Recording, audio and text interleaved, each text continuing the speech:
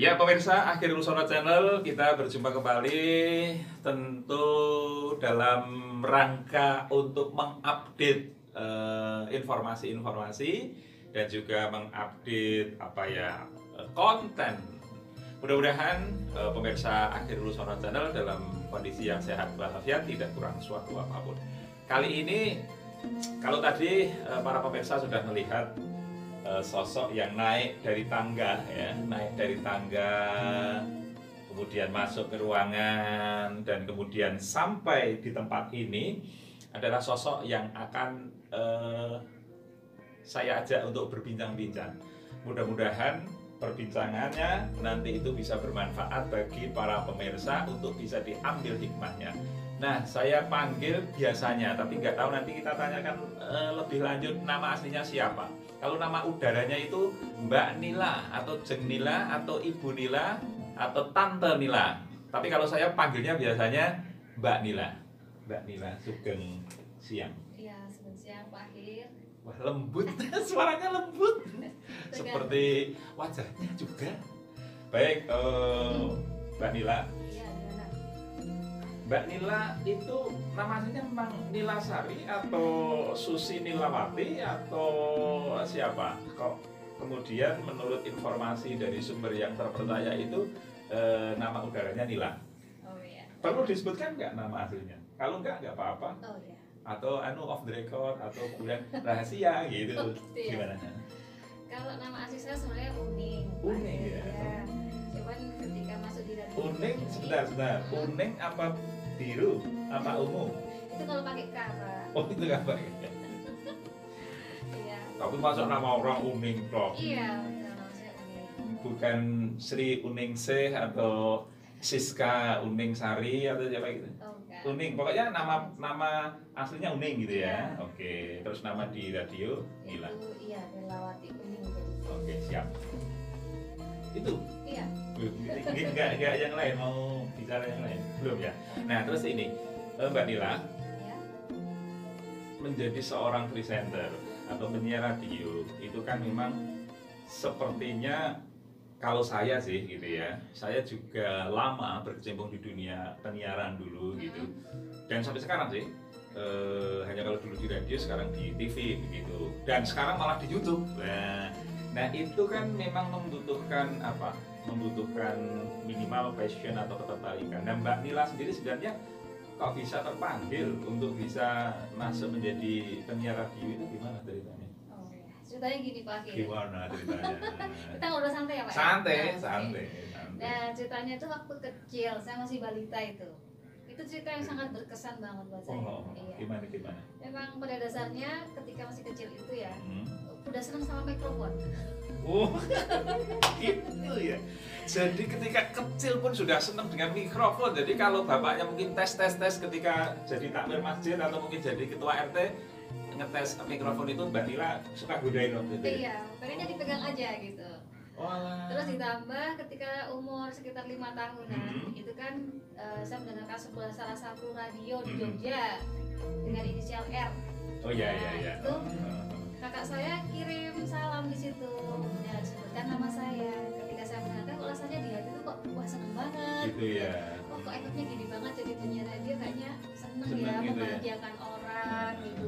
Serasa ada kedekatan antara pendengar radio sama penyiar radionya itu, seolah-olah sudah kenal lama padahal belum pernah kenal. Nah itu yang di pemicu saya, wah saya pengen juga jadi penyiar radio. Gitu ya. Gitu. Kalau dulu suara penyiarnya bisa nggak agak sedikit ditirukan ketika mungkin mengirim Mbak Uning namanya disebutkan itu, umpamanya salam untuk Mbak Uning yang ada di, atau salam untuk Dek Uning yang kecil mungil gitu atau gimana?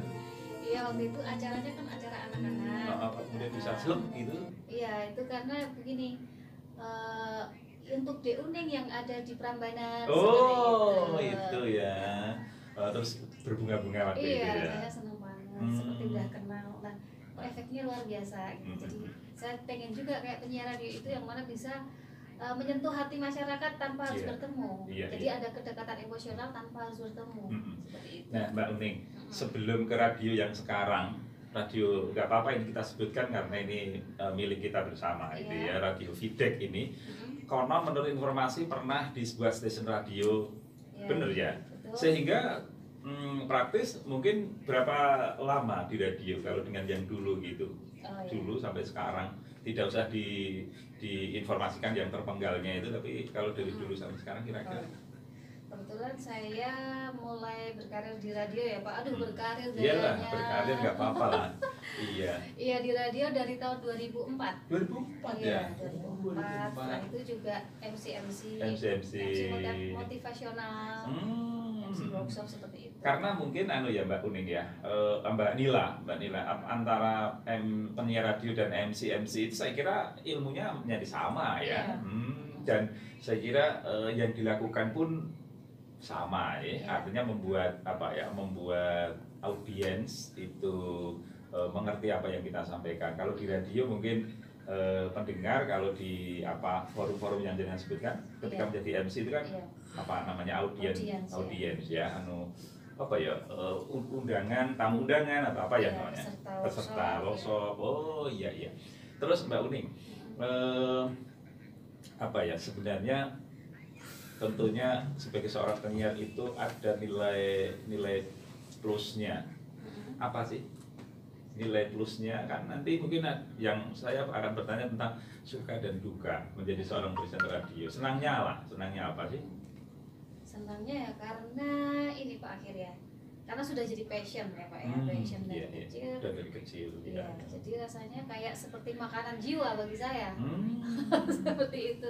Jadi ketika kita misalkan libur gitu aja, 1 minggu aja, itu udah rasanya udah kangen banget tuh sama mikrofon. Oh gitu ya. Sama headphone-nya juga. Iya, saya pengen ngomong aja gitu kan. Seperti itu. Iya. Terus kalau susahnya Mbak, dukanya, kalau saya dulu sih merasakan duka itu ketika, mohon maaf, setiap hari raya Idul Fitri. Karena saya itu kan orangnya nggak bisa nolak ya penyiar senior gitu atau penyiar yang udah cukup lama itu.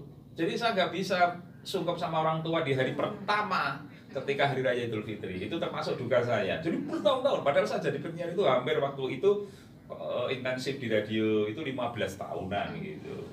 Jadi itu kalau duka saya itu ketika lebaran nggak bisa suka. Nek panjenengan apa Mbak yang mungkin kadang-kala tidak, ya bukan sedih ya, tapi kadang-kala apa gitu ada yang. Ada sih pernah waktu di stasiun radio yang lama yang dulu sebelumnya itu ketika ada bencana gempa Bantul itu 2006. Iya. Itu sedangkan kondisi di rumah saya pun sebenarnya sedang mengalami kerusakan. Dan anak saya masih kecil, masih usia 5 tahun kira-kira. Nah itu diharuskan kita jadi reporter. Iya. Sebenarnya berat buat saya harus menjaga anak saya dengan kondisi rumah yang kondisinya memang sedang tidak baik ketika kita menjadi korban gempa.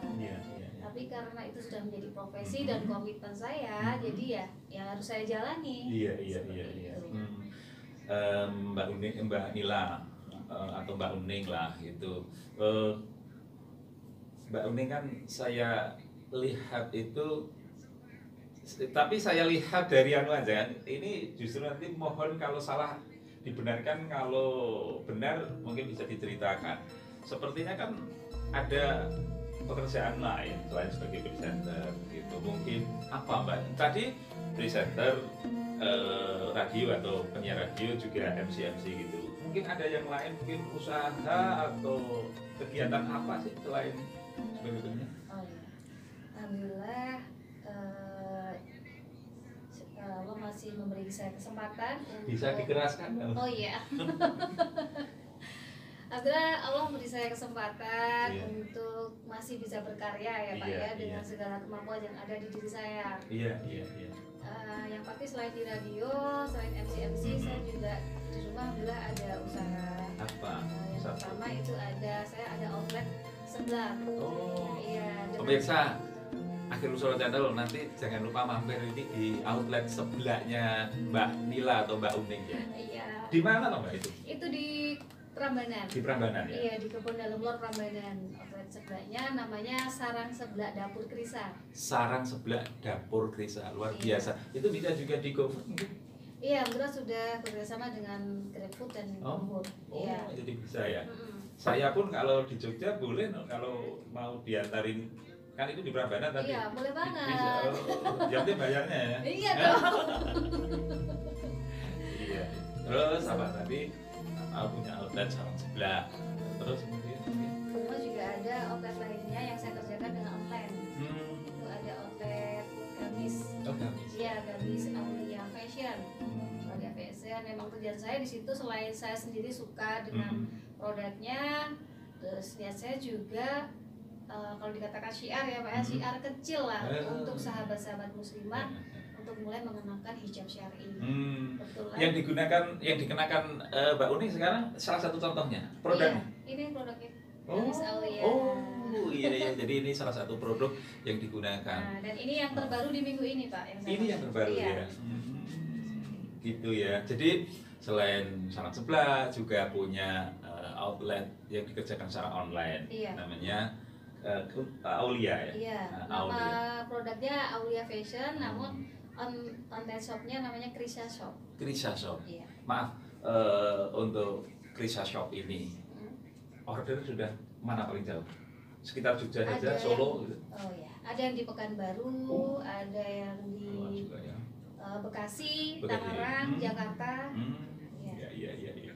Nah, MC, penyiar radio, kemudian sebelah, kemudian apa?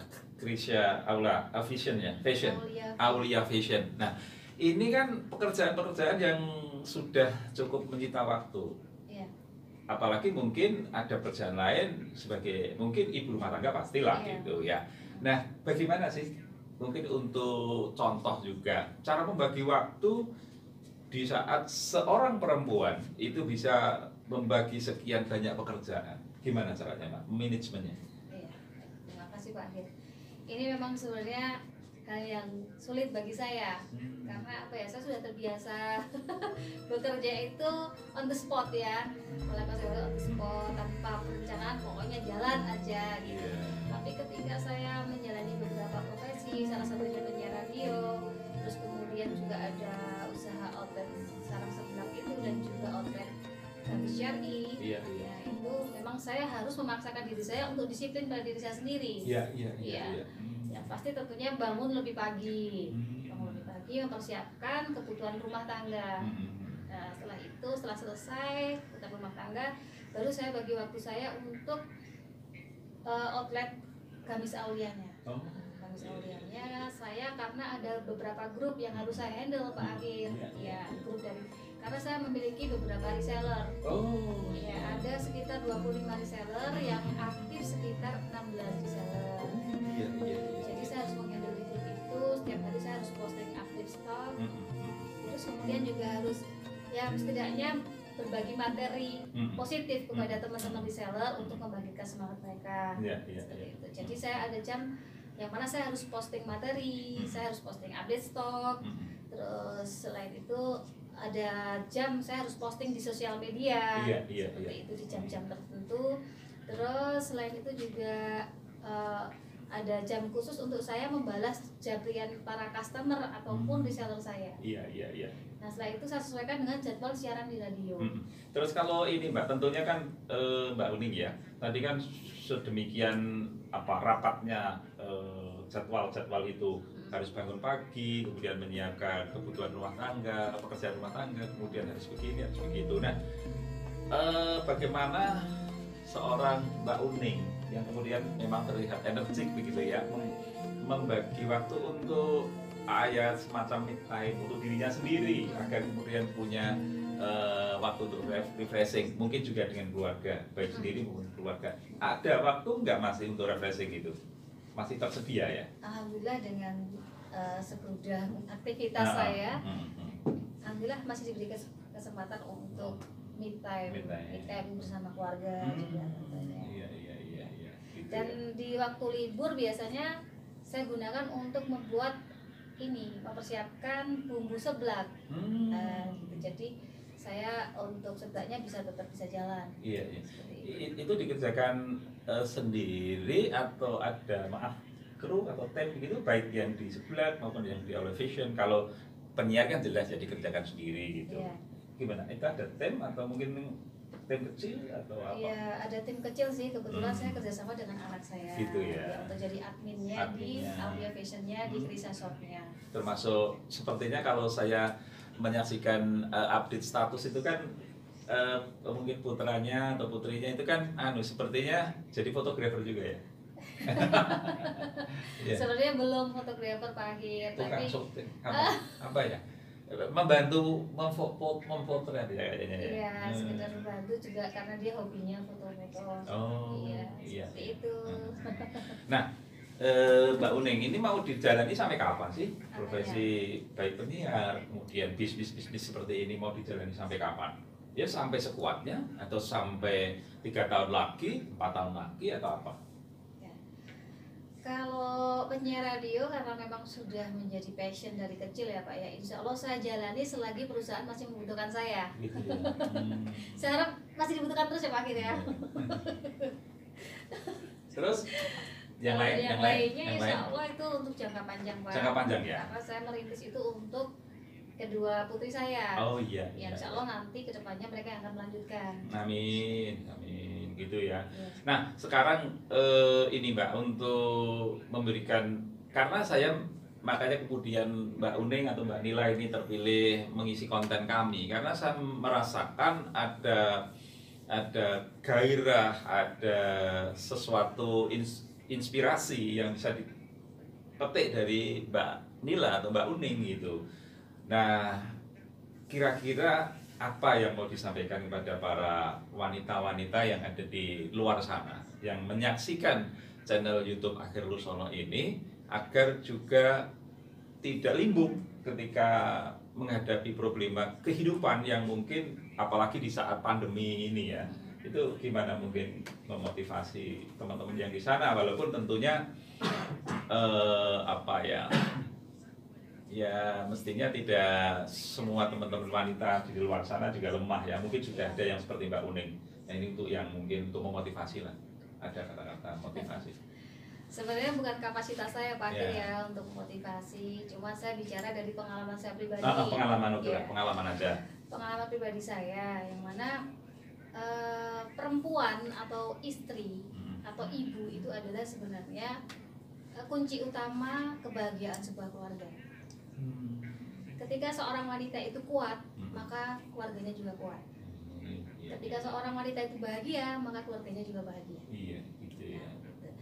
Jadi ketika sesuatu terjadi dalam kehidupan kita, baik mungkin yang berumah tangga ataupun yang belum, disitulah dibutuhkan kekuatan seorang wanita. Karena ketika wanita mau bertahan, maka sebuah rumah tangga pun akan bertahan dan berlangsung selamanya. Iya. Terus? Iya. Terus ketika sebuah keluarga membutuhkan penopang dan yang bisa mengerjakan, terpaksa harus seorang wanita menjadi tulang punggung. Nah itulah justru kekuatan wanita itu bisa melampaui batas kemampuannya sendiri sebenarnya. Karena dilandasi dengan kekuatan rasa cinta kasih sayang kepada keluarga. Iya. Itu Pak. Gitu ya. Mbak Uning, kalau seperti saya ini nggak boleh punya istri ya? Kenapa Pak? Bolehnya punya Iswan ya.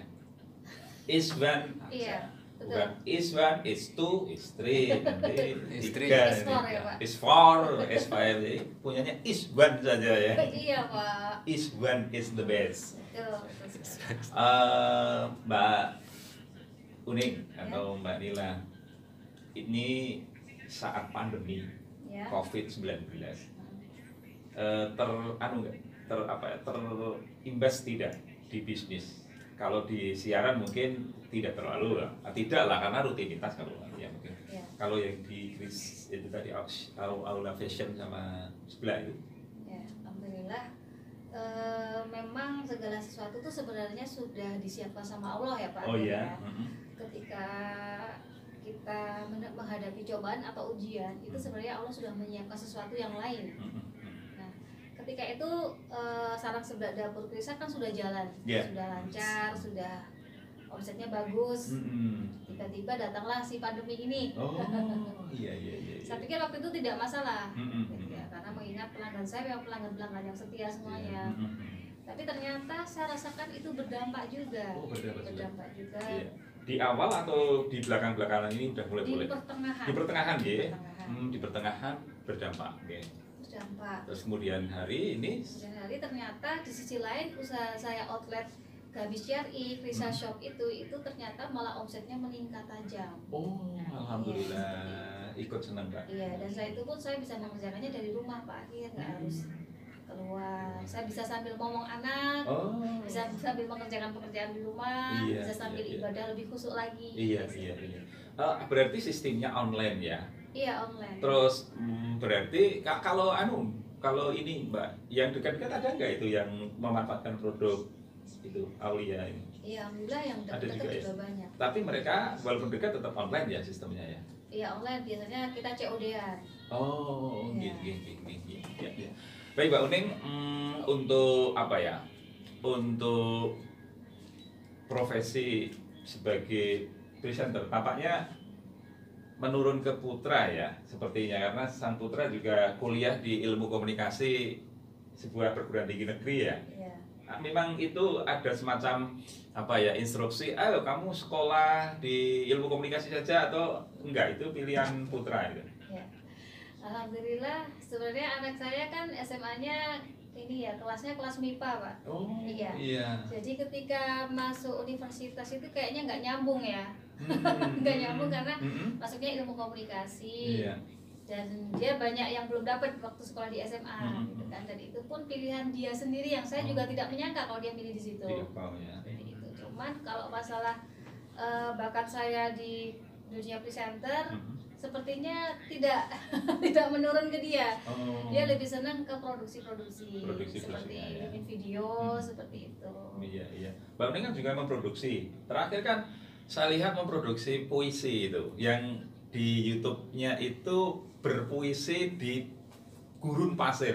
Nah nanti kalau sekarang punya satu judul puisi mungkin bisa dibacakan sebelum kita akhiri perbincangan di kesempatan kali ini. Ada mungkin puisi yang bisa, kalau sudah hafal mungkin malah deklamasi langsung gitu nggak apa-apa. Kalau sudah ada yang hafal. Ya oke, nanti saya buka filenya ya Pak ya. Buka file ya. Baik, nanti dibuka filenya. Mana? Ada di handphone atau di apa? Ada Bisa di di handphone. handphonenya boleh diambilkan komputer atau apa? Iya. Ya. Baik pemirsa, kita nanti untuk mengakhiri perbincangan di kesempatan kali ini itu ada Mbak Uning yang ternyata punya talenta yang luar biasa. Saya pernah melihat di YouTube-nya itu beliau membaca puisi dan lebih ke apa? Dramatisasi puisi, karena ketika Mbak Uning membaca itu sekaligus memperagakan di sana ada air, oh, ternyata lari ke sana nggak ada air. Terus kemudian lari ke sini. Saya kira menarik, sangat menarik, dan saya sebagai orang teater waktu itu pernah belajar gitu, ingin sekali melihat Mbak Uning seorang wanita yang strong, menurut saya strong woman yang banyak aktivitas ini membaca puisi. Monggo mungkin. Oh sekarang? Iya, masa mau besok. Ya. Mau di sini mungkin bacanya? Boleh? Biar lebih fokus, mungkin lebih. Seonggok kenangan melangkah di jalanan berdebu, di antara hamparan sawah nan hijau. Sebuah pemandangan indah terhampar di pelupuk mata. Angin berhembus, hati berdesir. Tiupan anginnya mampu merontokkan dedaunan, tapi tak mampu merontokkan sebuah kenangan. Jalan ini pernah kita lalui bersama. Dulu indah, dulu tak berdebu, dulu tidak sesepi ini. Kini hanya aku di sini, bersama rumput-rumput yang bergoyang, bersama angin yang menusuk tulang, bersama senja yang bercahaya temaram. Prambanan, 18 Februari 2020, Uning Trisakti. Nah, pemirsa Akhir Lusono Channel, luar biasa, bagaimana? Asik toh? Nah, nanti kalau tertarik untuk menghadirkan Mbak Uning atau Mbak Nila untuk membaca puisi di panggung-panggung, entah itu di Sositet Militer atau di Taman Budaya, silahkan mengundang. Boleh Pak? Boleh banget. Boleh banget. Nah, itu tadi satu puisi sebagai akhir dari perbincangan saya dengan Mbak Uning. Oleh karena itu, terus simak Akhir Lusono Channel, di mana kita akan terus isi konten-konten YouTube kami dengan sesuatu yang menarik. Terima kasih Mbak Uning. Terima kasih Pak Akhir. Thank you. Matur nuwun. Sukses selalu ya. Iya, terima kasih.